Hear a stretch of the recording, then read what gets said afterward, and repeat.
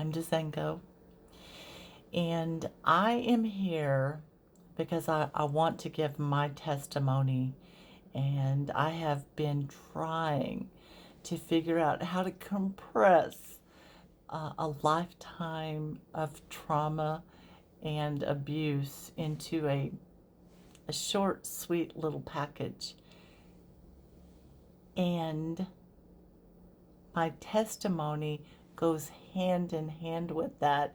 It is because of what I have gone through that I seek so urgently Jesus daily. So, yes, I survived emotional, physical, psychological, sexual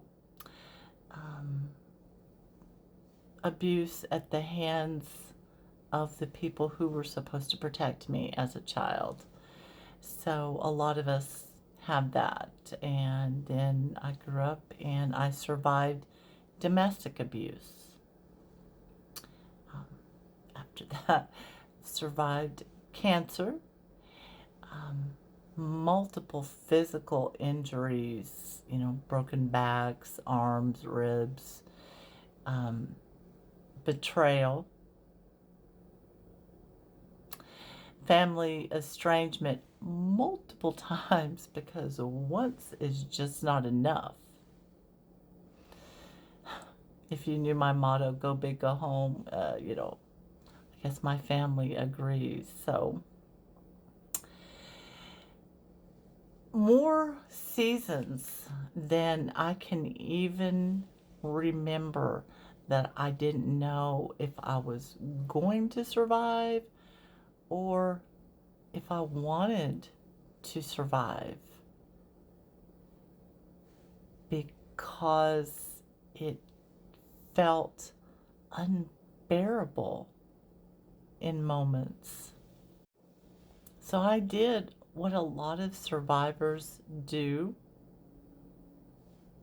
We just tried to survive. I kept moving. I kept taking care of people. I kept working. I kept trying. I kept creating. I kept smiling, even when there was nothing but sorrow in my soul.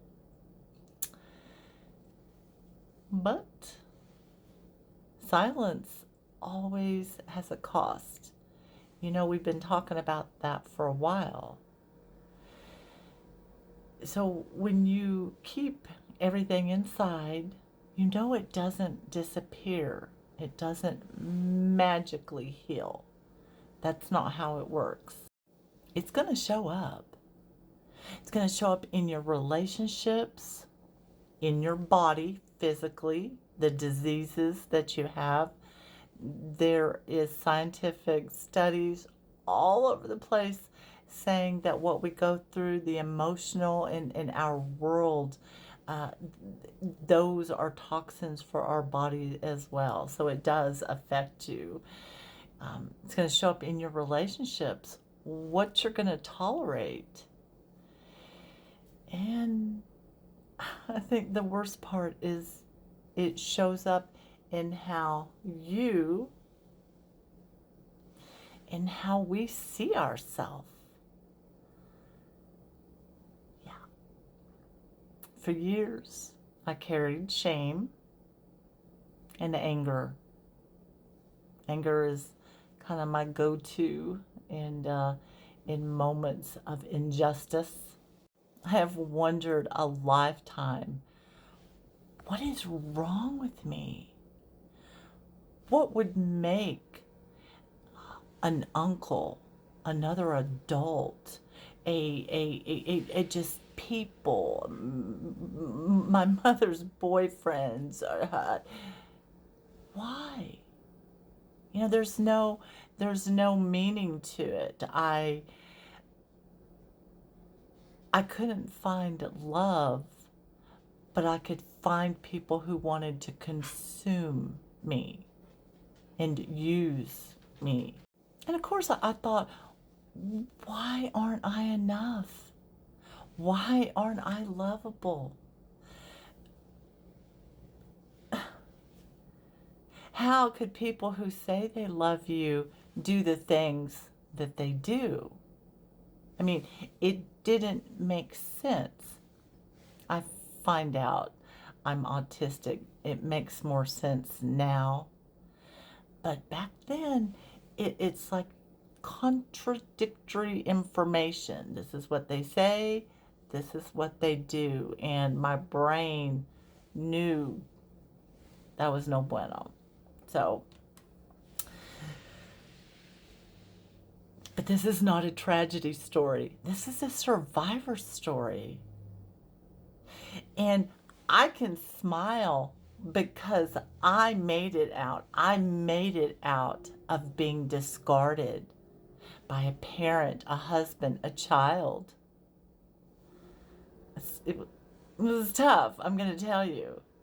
And the reason that I made it was because God stayed every single moment with me. I'm not going to sit here and tell you that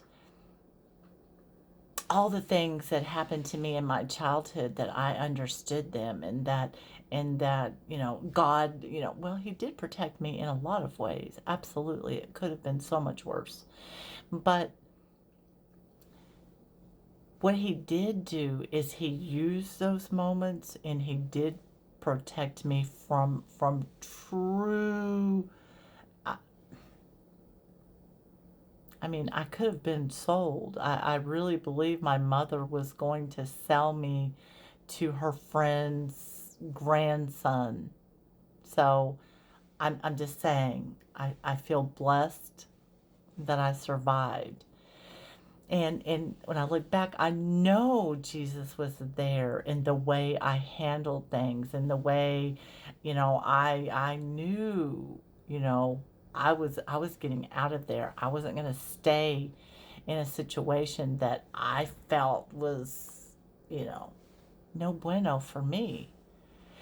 So I have that memory of knowing how many times that he got me out of there alive. But when I was going through it, I didn't have the same joy at all because I couldn't see past that pain. I couldn't see till tomorrow that things were ever going to get better in my life at all until I realized how loved I was, until I realized how cherished I was. And with the help of a lot of counseling and a whole lot of Jesus, I realize now that the things that happen to me, that doesn't define me. That doesn't get to define me. He defines me. So I am not only what I survived. I'm an artist. I'm a writer. I'm a mother. I'm a woman of faith. I'm an advocate for other women and children. And I'm the founder of End Silence Inc., which came directly out of what I went through. And then I saw how many other people are going through it. And that is when God laid it on my heart to do something. Do anything. Do something. He told me a long time ago I didn't have to be perfect because I didn't know what to do. Just do what needs to be done.